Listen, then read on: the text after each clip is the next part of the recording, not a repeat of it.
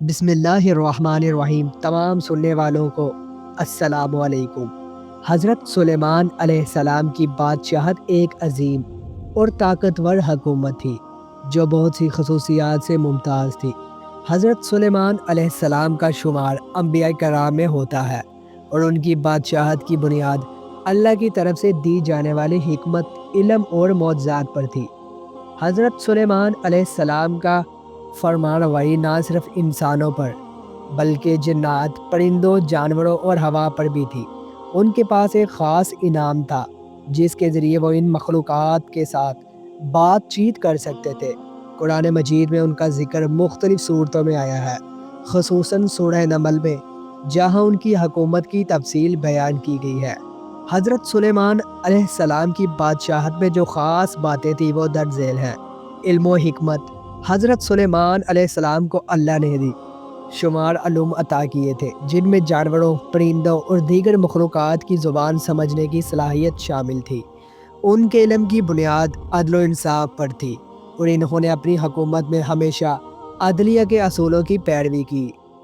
حضرت سلیمان علیہ السلام کے پاس کئی معجزات تھے جن میں سب سے معروف ان کی حکومت کا ایک ایسا وسیع علاقہ تھا جس پر جنات بھی کام کرتے تھے۔ جنات ان کے حکم پر مختلف کام کرتے جیسے عمارات کی تعمیر، سمندروں میں جہاز چلانا اور مختلف باری کام کرنا۔ بادشاہت کا انتظام۔ حضرت سلیمان علیہ السلام کی حکومت میں ان کے زیر انتظام ایک بہت بڑی فوج تھی جو انسانوں، جنات، پرندوں اور جانوروں پر مشتمل تھی۔ یہ فوج ان کے احکام کی تعمیل کرتی تھی اور مختلف علاقے فتح کرنے کے لیے استعمال کی جاتی تھی۔ حضرت سلیمان علیہ السلام ایک منصف حکمران تھے اور ان کی حکومت میں انصاف کا خاص خیال رکھا جاتا تھا۔ ان کے فیصلے عدل پر مبنی ہوتے تھے اور ان کے فیصلے ہمیشہ اللہ کی رضا کے مطابق ہوتے تھے۔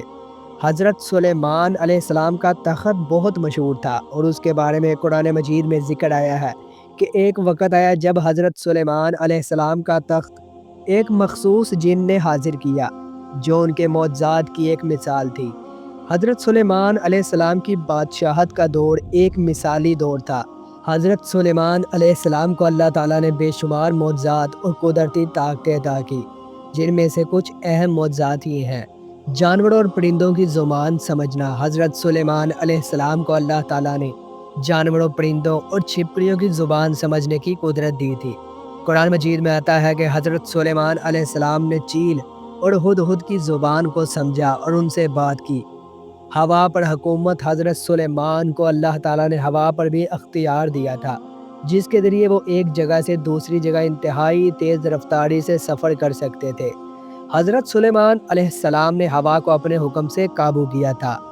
حضرت سلیمان علیہ السلام کو جنات پر بھی حکومت تھی۔ جنات ان کے حکم کے تابع تھے اور مختلف کاموں میں ان کی مدد کرتے تھے جیسے عمارتوں کی تعمیر اور سمندر سے خزانے نکالنا، موتی اور خزانے کا نکالنا۔ حضرت سلیمان علیہ السلام نے سمندر میں غوطہ لگا کر خزانے نکالے اور ان کو اپنے حکم سے جنات کے ذریعے نکالنے کی طاقت حاصل کی۔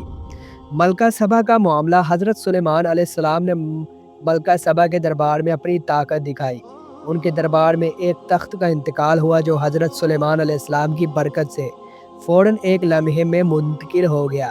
یہ واقعہ اللہ کی قدرت کا ایک واضح مظاہرہ تھا۔